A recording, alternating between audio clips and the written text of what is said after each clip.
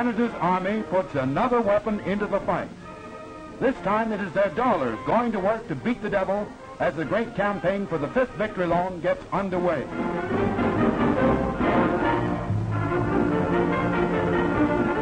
Not to be outdone by civilian efforts back home, the overseas troops open a whirlwind campaign of their own.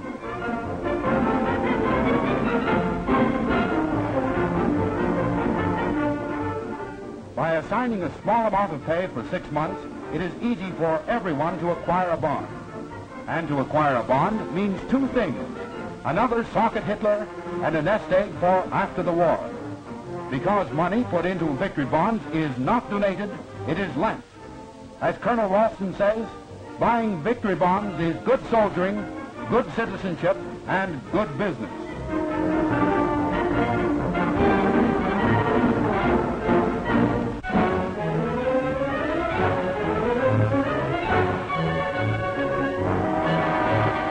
It's back to school for a group of Royal Canadian Engineers now in England. They are men who learned their railroading in Canada, but who are now studying English and continental methods. Problems are worked out in the classroom by means of a complete miniature railway. Signal systems and traffic handling are studied at close quarters. Toy trains once again supply all the thrills they used to do on Christmas morning. But now there's an urgency behind the fun, as practice makes perfect and apt pupils master the fine points of British railroading.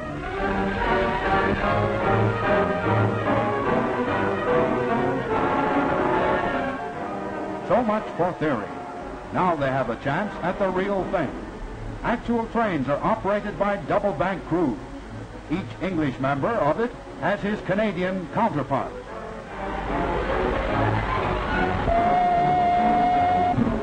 At first, English equipment seems small and light to these men used to massive Canadian trains.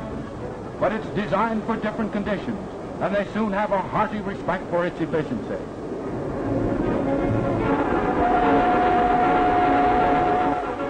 On lines which do not have automatic signal systems, tablets are passed. They are the driver's assurance that the next section of track is clear. Gradually, the Canadian Railway Operating Group gained the necessary confidence and skill to enable them to take over various lines serving British wartime needs. And someday soon, the call may be, all aboard for Berlin, Berchtesgaden, and points east.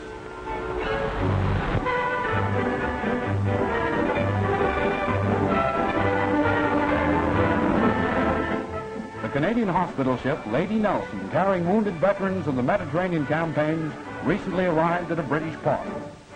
American ambulances were there to transport the casualties to the waiting hospital train. The wounded men included Canadian, British, and American troops from various theaters of war, men who had played an important part in driving the Hun out of Africa and Sicily.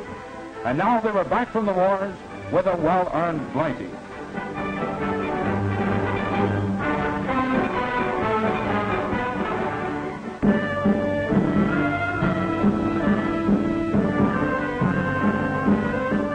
Canadians didn't find any hoochie-coochie dancers in North Africa, but the local Benny Goodman sure could beat 'em out 8 to the bar.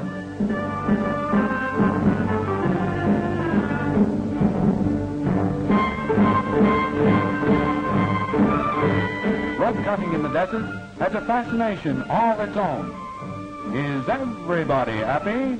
Yowza! Among the many jobs the Provost Corps does in the field is traffic control. In captured territory, whole new sets of road signs may be needed, and they are quicker to read in English.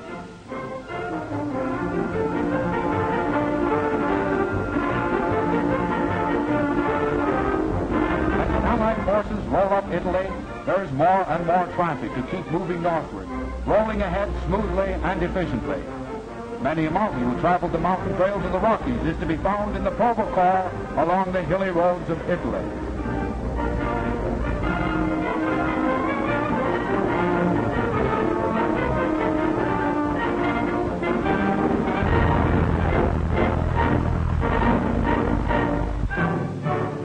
How well the Canadians had fought from Ficino to Mount Etna in Sicily, none knew better than General Montgomery.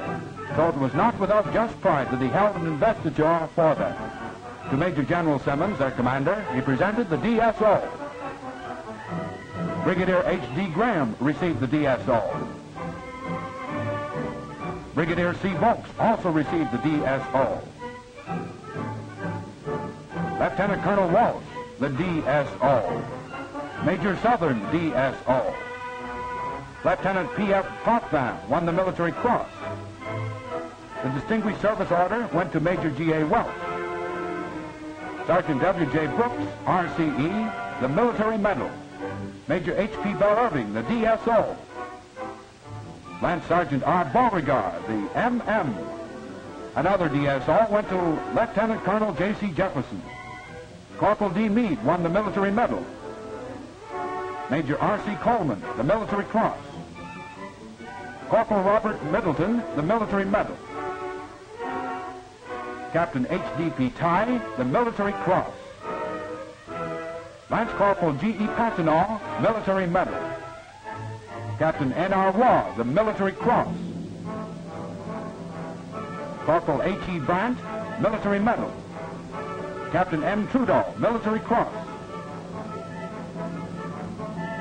Sergeant Major H.P. Charters, the Military Medal. Sergeant R.R. McPhee of the Engineers, the Military Medal. Lieutenant Rex Carey won the Military Cross. And Lieutenant M.W. Dixon won the Military Cross. Private I.J. Gunter, the Military Medal. Lieutenant G.C. Evans, the Royal Canadian Artillery, the Military Cross. Sergeant John Tow, the Royal Canadian Artillery, Military Medal. To Lieutenant Herron of the Engineers, Military Cross. Private Wilfred Riley, Military Medal, and Lieutenant E.S.C. Murdoch, RCA, the Military Cross. The third week of September saw Canadian tanks rumbling northwards to help relieve the hard-pressed Fifth Army at Salerno. The immediate objective was Potenza.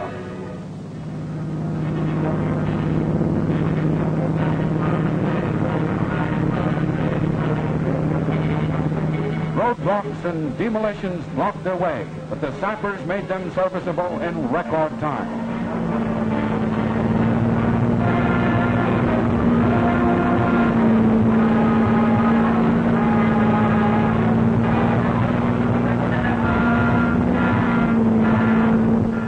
Near Potenza, there were many signs of the Germans' retreat.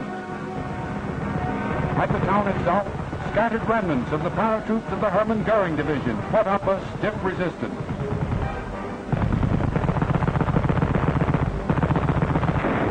But the accurate fire of Sherman tank guns forced them out of their sniping positions. As our armies hammered at Nazi resistance, Field Marshal Badoglio, head of defeated Italy, tried to explain his country's new position. With Lieutenant General Mason McFarland and Brigadier General Taylor of the United States, he gave an interview to leading war correspondents. Marshal Badoglio emphasized that his government would aid the United Nations in their assault on the Nazi stronghold.